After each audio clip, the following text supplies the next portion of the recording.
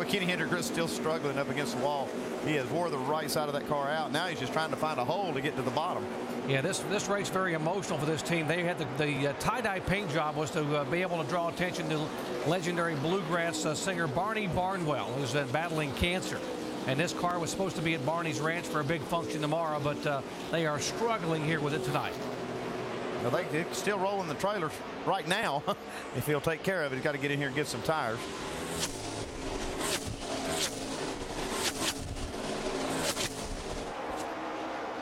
Got Jeff Burton now. He's moved up into the top 5, or actually 6 right now. But here Justin Allgaier is still working on him. I just makes me wonder whether Burton still got some damage from that earlier contact. Yeah, it looked like he had about the right front fender. The top portion earlier was caved in a little bit. Looks like they got it out right now. Looks like the fender's okay, but I tell you, Justin's having an outstanding day right now. I mean, this car's running really good. 29 car of Burton, the 4-time winner here, has been so good at everything he runs here. Mike? Yeah, Doc, the 29 team took a real close look at that fender on the last pit stop. They pulled it out a little bit, didn't think it was rubbing up against the tire. Their biggest concern, though, restarts. Jeff radioing in saying that it takes a little while for this car to get wound up, and they're a little bit slow on restarts, but once they get a few laps underneath them, they're good to go, Dave. Mike, to help that 12-car turn, crew chief Chad Walter increased the air pressure in the right rear of that car. That should help him just a little bit. And Justin got his stripe earlier today, and it was after that that he really clicked at this place. And I think it sometimes helps to take a little bit of the wall, just a touch, to get yourself used to it.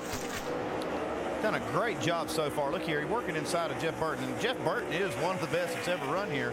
I'm thoroughly impressed with what Allgaier's done all year, but especially tonight. Someone forgot to tell this rookie that rookies don't run well at a track like Darlington, South Carolina, but he is certainly doing a heck of a job from 16th starting spot and right in the tire tracks of the 4-time winner Burton. You still can't let your guard down, though, and his crew chief Chad Walter knows that. I'm sure he's talking to him and reminding him to race the racetrack. That's just exactly what I was going to say, Andy, because right now he's running so good, he's just feeling comfortable right now. He can't get sucked into driving that car too hard and sliding up in the corners and knocking the right side off that thing by hitting the wall. He's got a good car.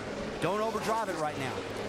We are 12 laps away from halfway here in Darlington, South Carolina. We've had 4 cautions for 12 laps, 3 leaders, 3 lead changes, and Kyle Busch has led twice for 55 of the 61 laps.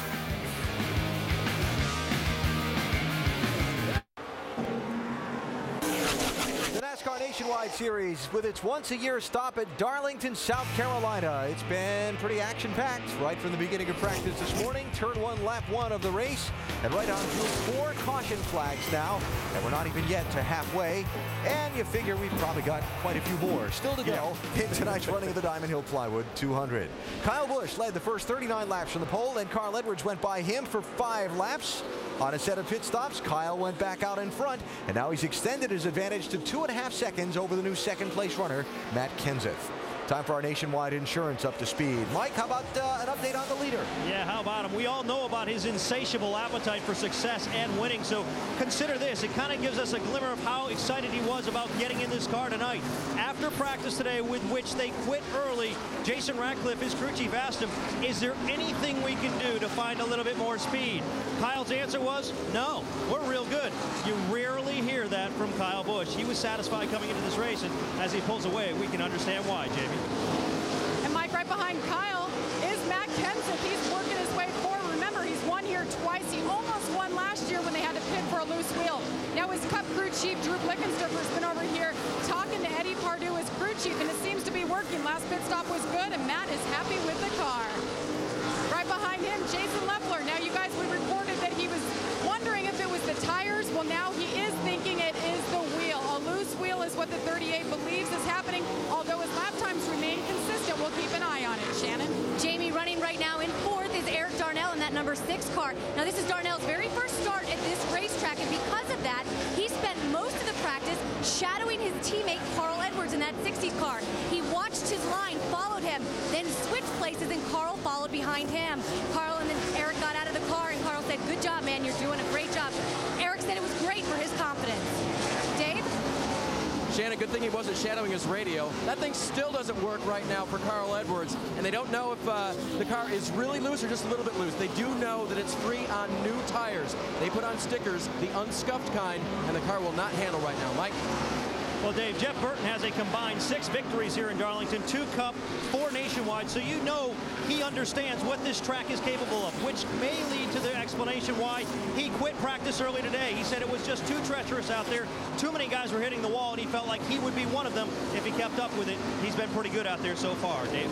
Mike, Justin Allgaier's crew chief said his heart rate must have been about 250 today. I had to calm him down. Justin told me he'd be relying on his spotter to do that tonight, and so far he's remained calm and remains in the top 10. So those are the front 7. There's Brian Vickers in 8th position in that 32 car. And rounding out the top 10, Ryan Newman and Brad Keselowski with a nice run after dropping as far back as 42nd in that turn 1, lap 1 crash. There's on board with Brad running in now the top 10. All Kyle Busch so far as we are halfway through tonight's 200-miler at Darlington, South Carolina.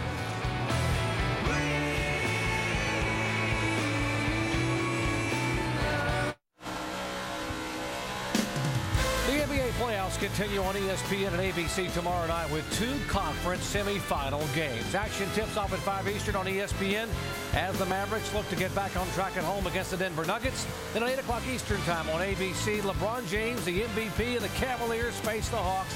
The Cavs lead the series 2-0. The NBA playoffs on ESPN, ABC, and also on ESPN360.com coming your way tomorrow. Back in Darlington, South Carolina, we are past the halfway point. Kyle Busch, the leader, Kenseth in second, Leffler's third, Eric Darnell fourth, and Carl Edwards, who was the leader, is now moved all the way back to 5th position. Now, we had lots of rain today, and as you heard Tim Brewer in the Craftsman Tech Garage said, show you that that radio can get water in it, and it went away, but it sounds like it might be coming back. Starting to tighten up 3 and 4. That's it. Good 3 and 4 now. Loose for a long time. 4, copy. Well, it's real critical right there that they were getting some of that information, because all they can see is Carl Edwards falling back. They have no idea why unless they can hear from him. There's other ways that you can communicate that with some hand signals, but it's very difficult to know how to work on this thing unless you can hear firsthand from the driver. Yeah, when Carl Edwards was explaining some things and the team came back and said copy, Carl probably went, oh, loving it, baby. I mean, I finally can communicate with these guys. We showed you the top 10. Carl Edwards being shown in 5th position. Why don't we go from 11th on back, show you some of the other cars in the lead lap. Here is Joey Logano, his first trip to Darlington, South Carolina, being shown in 11th spot and battling a little bit of handling issues. Yeah, he's just struggling just a little bit, but he's still running 11th, and the car looks clean, so he's doing a good job. Yeah, that's the key thing right now. It's just staying out of trouble. He's doing a good. Take a look at Mike Bliss here. Had some damage early. Looks like he's come back, guys. Doing a good job right now. Yeah, he got into some trouble, like you said, early on, but now he's staying out of it, and that damage on the back didn't really hurt him at all.